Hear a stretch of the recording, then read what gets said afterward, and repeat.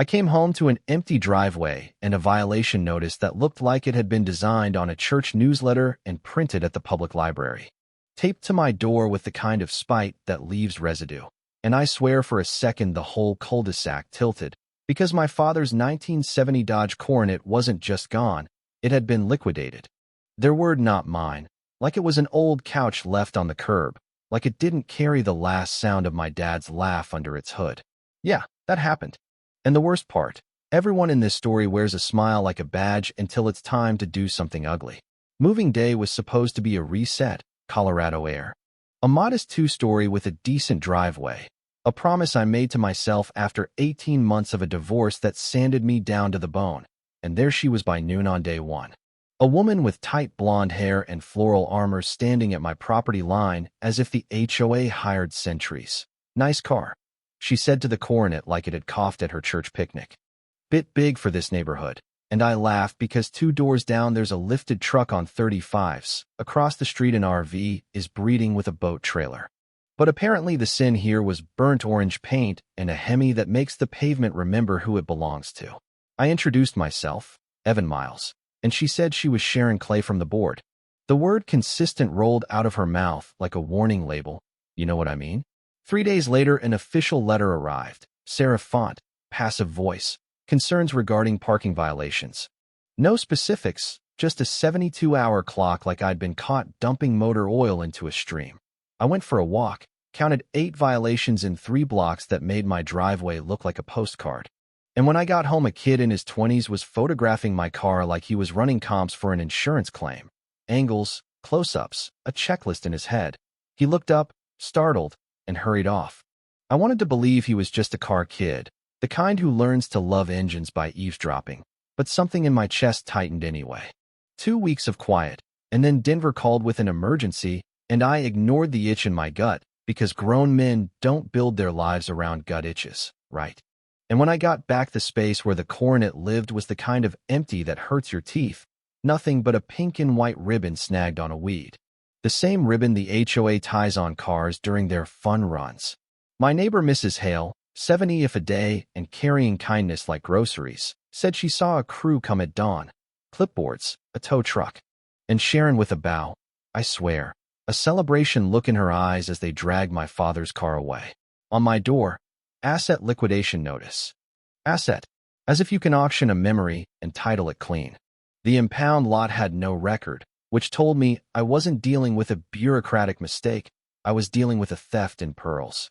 So I sat on the porch that night with a beer, and I did the only thing that still works in a world built on shortcuts. I took notes. I walked the block at sunrise and photographed everything that violated the rules they said I'd violated. I learned names. I learned who waved and who watched. And at a project car sitting on blocks in a side yard, I met a man named Ray Marquez who'd had enough years here to know the quiet part said out loud. Some folks can park whatever they want. He said, others get letters because they mess with neighborhood character. And the way he breathed around those last 2 words made me want to pick up the whole phrase with tongs. I sent a letter to the board, requests for documentation, notice, procedures, auction records. The kind of paper trail that leaves ink on your fingers. And the next afternoon Sharon arrived with another woman who kept her arms folded like a threat. You're making this more difficult than it needs to be, she said. And I kept my voice flat because when you're dealing with people who love control, you let silence do its job. My car was stolen from my own driveway. I said, show me the lawful process, I'll wait. The other woman said, next time it won't just be your car. And it's funny how your blood can go cold and hot at once. That evening, the kid with the camera slipped past and muttered without stopping. It's not about the car. She's testing how far she can go. And I almost laughed because I've spent years of my life watching people test that exact boundary, pushing small rules to find out where the big ones are soft. Let me back up a sec. My father and I rebuilt that coronet in a garage that smelled like old rags and Sunday radio baseball. And the first time we turned the key after the rebuild, he said, oil on his knuckles, promise me you'll never let anyone take this away. And I promised in the way kids promise. All feeling and no context. And then 20 years fly by, and life takes pieces from you until a car is not a car anymore. It's a stitched-together map of who you used to be. So no, I wasn't about to let this go. The text came the next day from an unknown number. Want to know the truth about your car? Safeway lot, 7 p.m., come alone. I went early and watched the entrances because I'm old-fashioned about traps, and at exactly 7 the camera kid tapped my window and climbed in, jittery eyes, grease-stained work shirt. I'm Tyler. He said, Sharon's my mother. And the words came out like a confession he'd tried a dozen times in his head.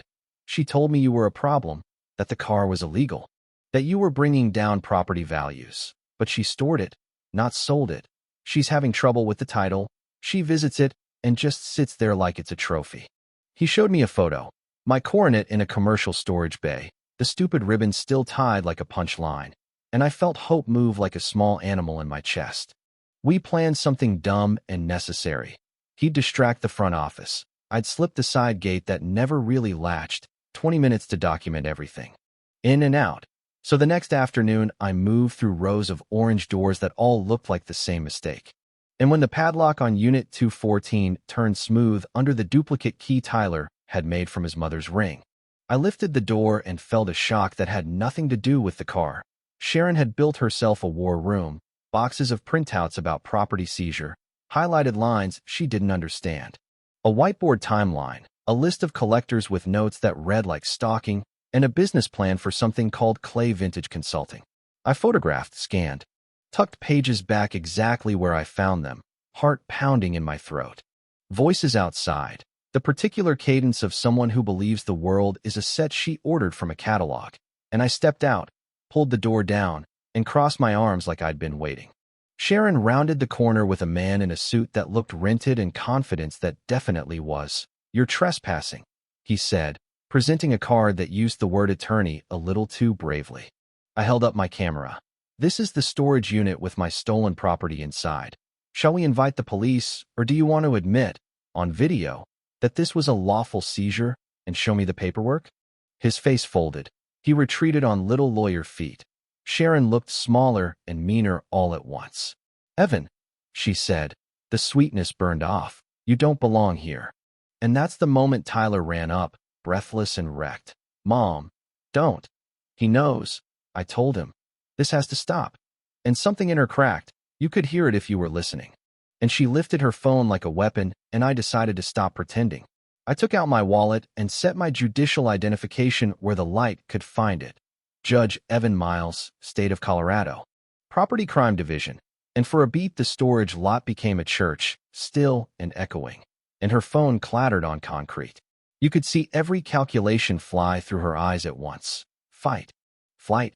Bargain. Deny. And when words found her again, they came out as plea, not posture. We called the police because it matters. Process matters even when mercy is on the table. And Officer Delgado did the careful thing good officers do. Listen, verify, document, slow the temperature of the room. And in 20 minutes we had what I needed. A written confession from Sharon admitting wrongful removal, forgery of HOA documents, intent to transfer title, a restitution agreement covering fees and storage, and the price of sleepless nights. A no-contact order that read like a line she should have seen all along. Tyler handed me the keys. He'd taken them from her purse, trembling and resolute, and when the Hemi caught on the second crank, the sound rolled through those tin walls like a promise fulfilled. Driving home felt like carrying my father in the front seat. And when I turned onto my street, a small crowd had gathered in that nosy, neighborly way that says a community is a muscle you can rehabilitate if you do the work. Mrs. Hale wiped at her eyes and said, "Welcome home, honey." Ray clapped my shoulder and said there was talk of bylaws written in plain English and enforcement that didn't change with the weather. The video of the toe and the ribbon made it to the neighborhood group. Someone added captions, when Karen met a gavel.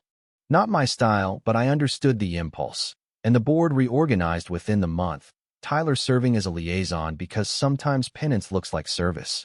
Sometimes it looks like showing up at meetings with a notebook and a spine. The restitution check arrived with a letter from Sharon written in a smaller hand than I'd expected. Grief, debt, bad choices, a story we've all seen from different angles. She misunderstood a business slight from years ago and built a whole theology around it. And I didn't need to destroy her to feel whole. The car in my driveway did that. The sunrise on its hood did that. The quiet of a cul-de-sac where kids chalk the asphalt did that. You know what I mean? 1 month later, I sat on my porch with coffee going lukewarm and watched the mountains trade colors, the coronet clean and humming in the silence. And I thought about rules and mercy and the thin place where they overlap. How justice without humanity turns into paperwork that hurts people. How humanity without justice invites the next thief to try the door. I could have pushed for charges. I could have set an example so loud the next HOA tyrant heard it 3 counties over. And maybe some of you would say I should have. Maybe you're right. All I know is when I turned the key and that engine answered, it felt like my father's hand on my shoulder. And for the first time since the divorce, the ground under me didn't move. So tell me, was I right to settle, to let restitution and reform be enough? Or should I have made the case that fear is sometimes a better teacher than grace? If this hit a nerve, hit like, share it with that one neighbor who thinks clipboards are a personality. And drop your story below. Right, wrong, community, conflict. Where do you draw the line, and what do you do when someone like Sharon steps over it? Because endings aren't clean out here. They idle in your driveway under a sky that won't decide. And as long as we're living next door to each other, the last scene is always a little open, always a little dangerous, always waiting for what we decide to do next.